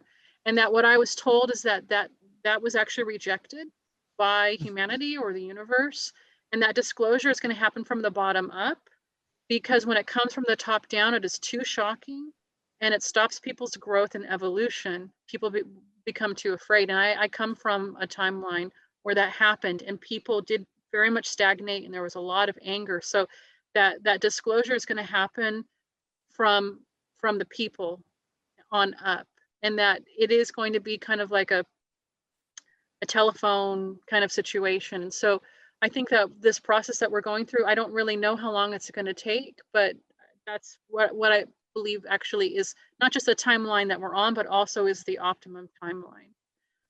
Is that people need to reassert their own authority over their own lives as they slowly begin to realize that this life is not what we think it is.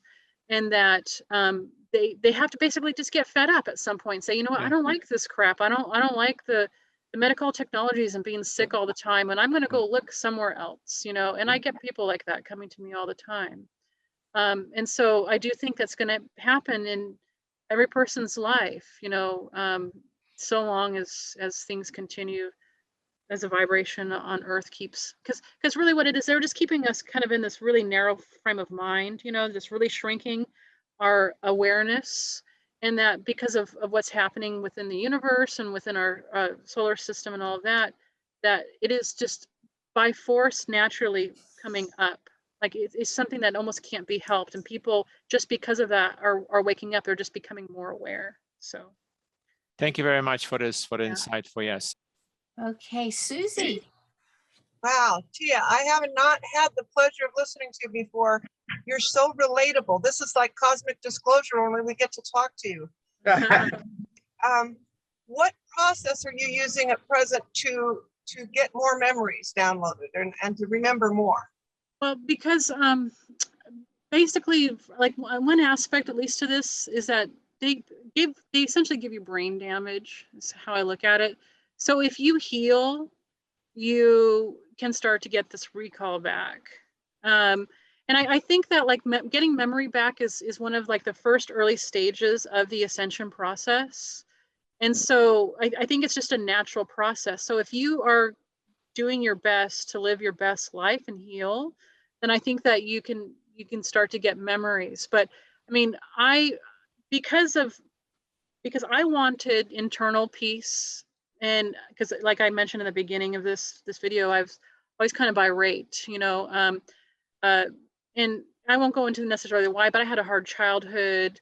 I had really bad menstrual problems, you know, so I had like PMS and stuff like that. I think that a lot of that actually has to do with the drugs that they gave me, but I was always trying to find some sense of inner calm. And despite all the work that I would do, especially with the herbs, and working on my spirituality and things like that, I was just always irate. It's like this, I would always have this rage that was just kind of coming back. And I got to a point where I was just like, okay, and actually I even went back to church, and I come from a Mormon background, okay? And I remember just praying, and I'm like, okay, something is wrong. Something is really, really wrong. And I heard this voice that said, wait till you see what comes next.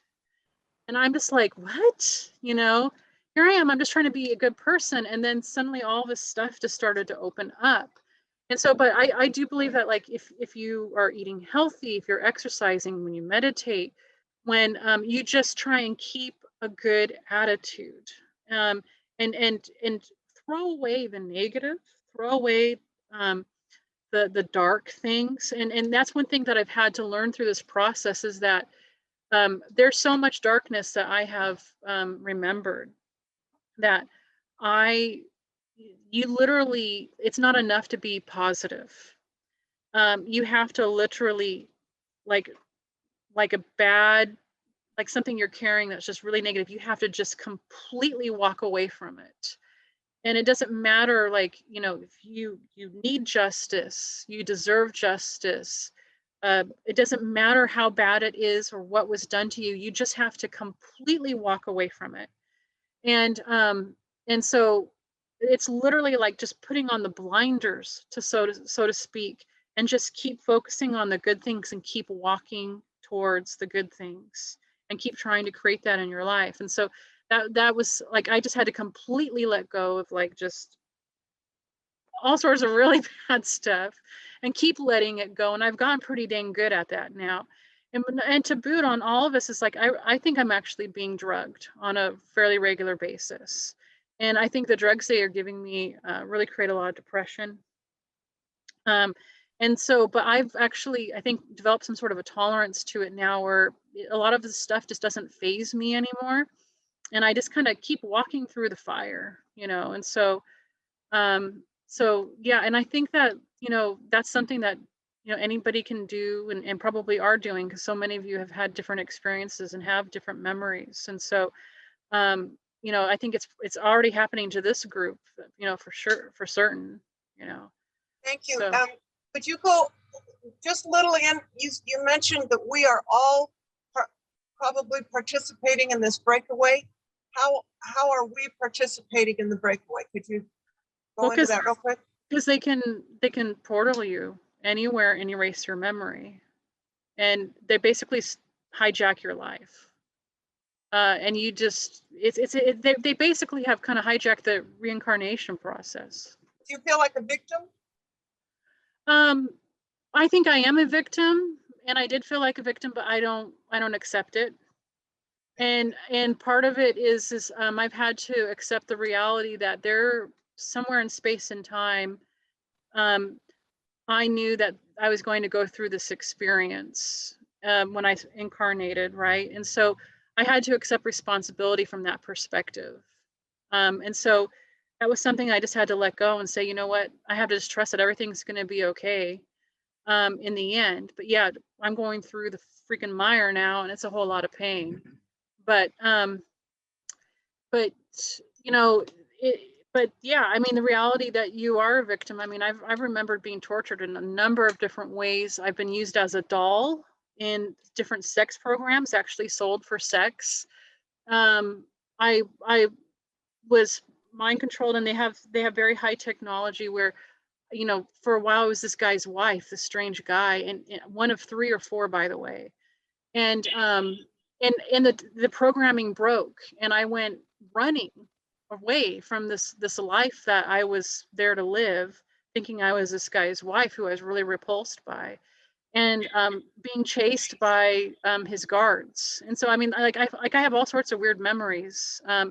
But yeah, I mean, they can use you, and they've hijacked life so that they can basically make money off of it. And you know, there are a lot of different groups that are involved, and they all have different ideas of power and what power means to them, whether it's money or it's knowledge, it's technology, it's genetics, it's whatever. So yeah. Thank you, thank you. This has been absolutely riveting. Thank you. Yeah. And I love you. I just think you're awesome. Oh, thank you. So much love for you. So thank you, thank you. Thank you. Thank you, Susie.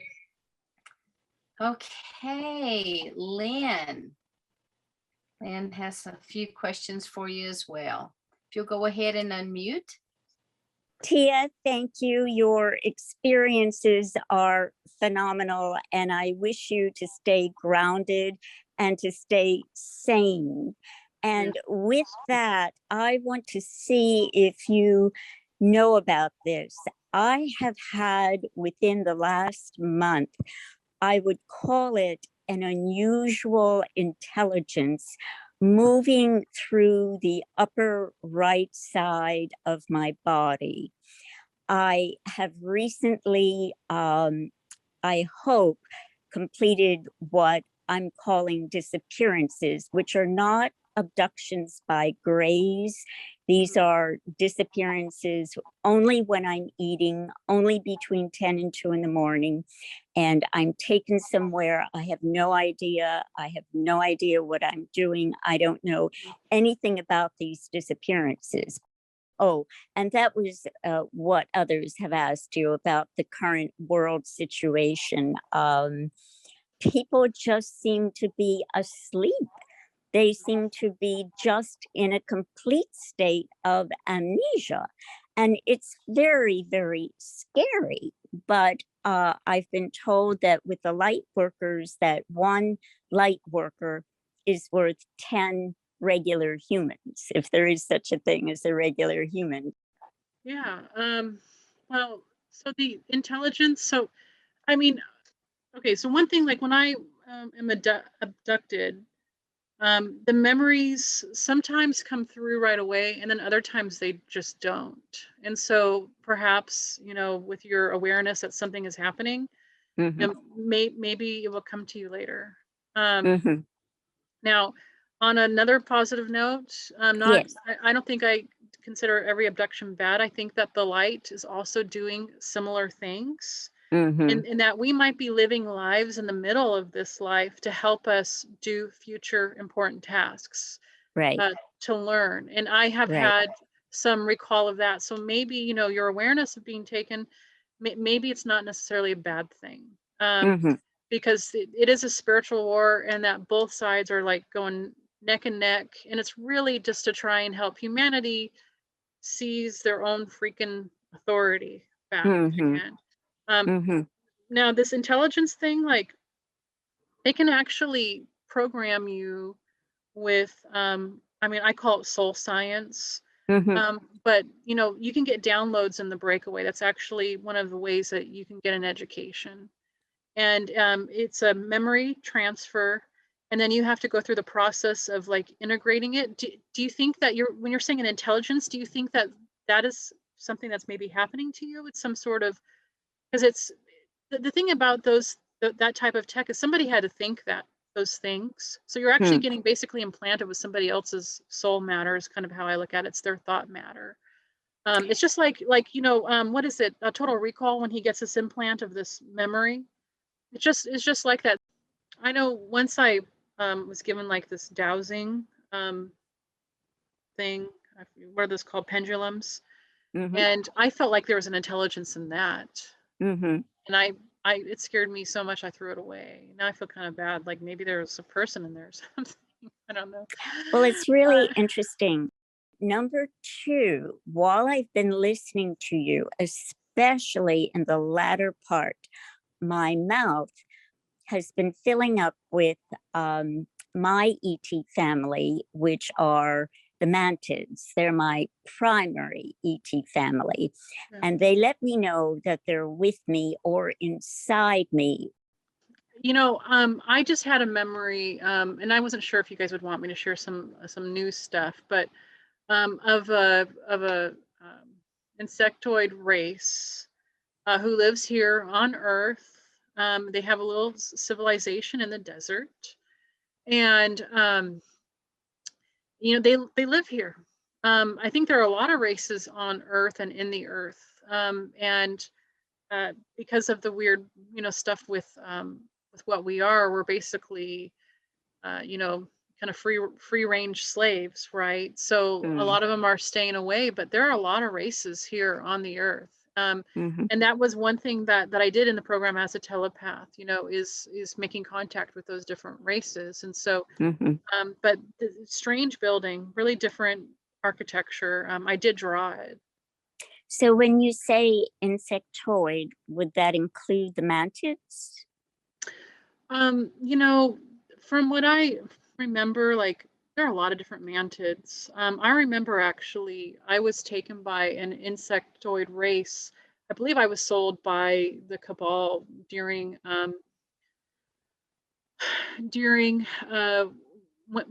my breakaway life, basically, when I was in the military. And they were looking for humans to evolve with them willingly. And to become a part of their civilization, just become a part of their family. And I have a whole stint where they put me in basically like a manufactured womb that was of my own genetic material, and I slept in that for like a year and healed, and it healed my body, and it made me, my telepathy and all that stuff. But when I evolved and grew, and it basically ascended, I came into contact with the reason why I incarnated on this earth, and they had discovered that basically my memory had been wiped, I think. They had discovered that I had not chosen to evolve with them, that the Cabal just picked me because I fit the criteria. Right. And they looked at it as a trade of people for technology once again. And so, there are different groups, and they might actually technically be like the same species, maybe evolved in the same galaxy, or who knows what. But there's a lot of different mantids. Interesting. I remember mantids on that ship, but there were a lot of different bugs, and one of my favorite bugs was a potato bug. And he was big. These bugs were big. He was as big as a bus. Oh wow. And I remember some other bugs, and I don't know what they are because I'm not that into bugs, but there was one that was like 200 feet tall. So that's just like a whole nother, that's actually a very positive memory, Good. And yeah. Yeah. Thank you, Lynn. Appreciate Thank you, it. Sheila. Okay, here, let me share this building just real quick, because it's really different. And here's the weird thing is I was with one of my handlers who was like the head honcho on Mars. And he's one of the people I remember the most from the program. I actually married him very late in the program. But anyways, but this building, and I didn't draw it right, there actually should be like 3 of these balls. But and then I'm in this vehicle and Soros is driving it, by the way. And what came through in this memory is that he's actually a part of that race originally. But these people want you to venerate them. So as you're driving on this path, which was like this side of this cliff, you're supposed to stare at this building and basically try and develop feelings of worship for it. And if you don't do that, you will offend them. So anyways, there was just, the whole thing was just very strange. Oh, but anyway, I just wanted to show that to you. So that was one of my most recent memories. So yeah. Thank you for sharing that. Yeah, yes. Thanks. So weird. Okay. Let's see, Hildegard. Hi, everybody. And I just want to have a question regarding this part of the universe being that hub from which to go into certain galaxies. There is something about this Earth as a transportation hub, intergalactically speaking. If you can have insights on that, it would be great. There are some things that are really blocked for me. And there are some things that were really blocked and I pushed through them. There are other things that I know, but I have not taken the time to break through them. But I know the Earth is a very special place. But this whole solar system is, and I know part of that is because of the ancient builder race. And there's a lot of tech like in this whole area, and especially around Saturn. And crazy stuff. It's like, if you know what you're looking for, it's kind of the smorgasbord of treasure, I think. And so, but one thing I do know and believe is that a lot of the memories, like a lot of positive memories I have of galaxies and things like that, that is taken from me in a different way. It was not taken from me through like amnesia and chemicals and things like that. That information was extracted to be sold, as a memory for other people. And so like those types of memories, like I have one memory of seeing 2 galaxies intersecting, and they call them colliding, but it was more like a dance.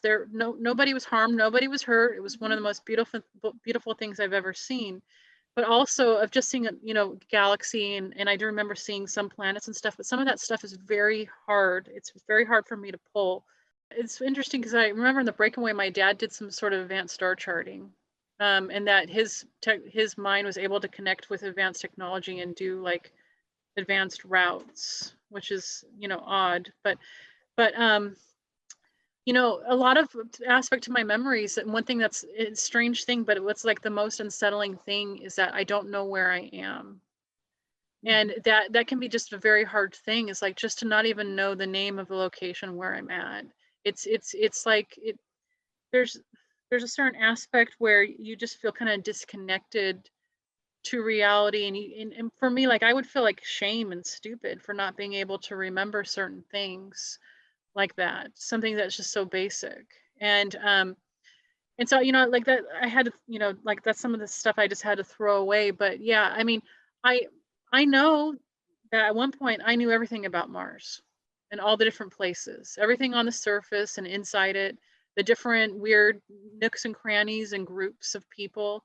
And now, when I first started remembering, I couldn't even look at Mars without just like spazzing out and bawling, because I was just confronted with this, basically a knowing of what they took from me, that they took from me myself, and so it's very hard like to experience these memories, and you have these experiences and you just don't know where you're at.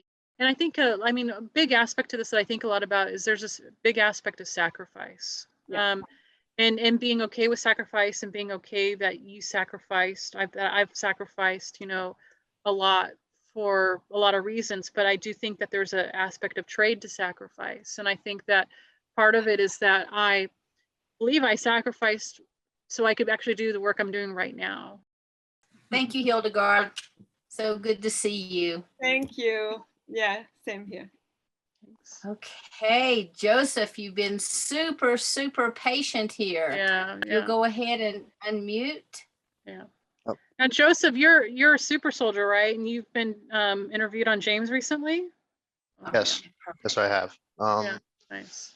Well, first I wanted to say thank you for coming out and being public and putting a name to the face, to faces. One of my major questions is what do you think it is about you specifically that allowed you to be so rebellious within the programs?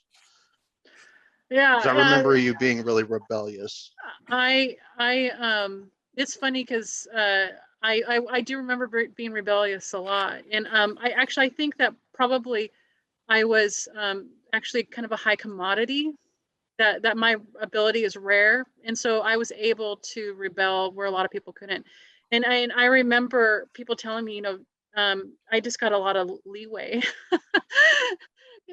Things that I shouldn't have been able to do, because I was rare. And I do remember being the best telepath. And so because of that, it was kind of teacher's pet to a certain extent. Oh, it's really funny. Yeah. I know a mutual friend, gosh, what's his name? It's escaping me now, but he had mentioned that you do remember me from the programs. And he said Will? that you had a bad memory of me or something like that. Yeah. Well, I mean, like that picture that you drew with that base on Mars that we took over. Yeah. I Yeah. was there. I was one of the people that was there. Yeah. You were dealing with a guy that had he had a mustache Yeah. and hair, which was my commanding officer. And I remember he was arguing back and forth with you because you've talked Yeah. about it. Yeah. Yeah. And he couldn't get through to you to do what he wanted you guys to do. And like you guys were in like I think you've discussed it before, like a makeshift slave pen. Yeah. But Yeah. It was weird. he It was this basically weird walked pen. over. I remember him like walking over and ordering me to make you guys do what he wanted you to do. Yeah. And I remember going over there and basically trying to talk you guys into helping us out. I think that was when I was serving in the Mars Defense Force. Yeah. But it's quite interesting because that's why I said you had a really heavy rebellious streak. And like I remember one of the individuals that was with you guys, like kind of held your arm, and like the rest of them basically were like, if she doesn't do it, we're not going to. In like a lesser term. And I remember basically you were like, well, what's going to happen if we don't do it? And I remember basically telling you that we would have to kill every one of you guys. And oh, really? and then like you ended up going up to that area, and I was one of the people that was running after you because I was like, no, don't go any further. And you guys, that's when you got transported into that base. Yeah. And then I also remember you when we were training as kids. Oh, really? In one of the abandoned schools. And we were going up against like some wolves and some dogs and stuff. It was weird. Yeah. Yeah. Huh. Crazy. Yeah. Yeah. That memory is a really an interesting one, but it's, because one of the things is that you can like group your consciousness together and do like a conference call. And so we were trying to call the aliens or the extraterrestrials in that base, who inhabited it, to try and get it, basically to give it up. And they were going to kill him. I didn't want him to die, and I just like snapped out of the trance and just was like, no, I got to try something else, and they didn't want me to do that. But the space Nazi who was there, who was really the head, because the main head of the Mars group, for the Americans, who was basically supposed to make sure that I stayed safe, he was there to kind of monitor, manage us, make sure we, I think, kind of comply. But the cabal and the head of the cabal and the space Nazis, they're the ones who were really in the end in control. And so he was the one that said I could go up the ramp and go all the way up to It's nice confirmation. It's nice that you remember that, you know. I remember there being a pretty large group of super soldier, you know, guys up there. So that's cool that you remember being there. So that's nice. Yeah. Thank you. Joseph, did you have another comment or question? No, I just wanted to know like that question basically. That's all. I'm good. Oh, Thank you. Great, great. Thank you. That's Thank really you. funny. Wow, Teah, this Yeah. has been some really phenomenal information. And I want to thank you for being Yeah, so exactly. brave and coming out and sharing, and not just here, but I know you've been on Phil's webinars a couple times, and other people's. And I just can't imagine how your life would be turned upside down with not, you know, it's one thing knowing you're a walk-in, I can, you know, it took a while to get a handle around that, but with all the memories that you have coming through time and time again. And Teah, do you have any final comments that you would like to leave us with? You know, I really appreciate all of you. It's a lot to me to be able to share this. It's really personal, you know, and when it came out as a need, like I had to. It was like either share or die, basically. And that's why, you know, even though I was actually afraid, because, you know, as a targeted individual, you know, I was worried about the consequences. But, you know, something much bigger is happening here, because if I think that, you know, I know that these people, they do not want this information out. And so I'm being protected without a doubt. And so I'm grateful for that. I'm grateful to be able to complete my mission to share this information. And I just appreciate all of your support and just being, you know, open ears. I really do. Yeah. And so if you guys are interested in more disclosure, I will be continuing in my own individual pursuit. So guys can find me on Facebook, Ko-fi. It's ko-fi.com/full disclosure for freedom. That's the page. And in October, I'll be starting back up again, doing my own thing. That's great. Well, thank you so much, and good luck with everything. David and Joseph, good luck to you as more and more memories start to come out. And thank you everyone for being here. And until next week, I hope you have a blessed day every day. And Thank namaste. you. Thank you.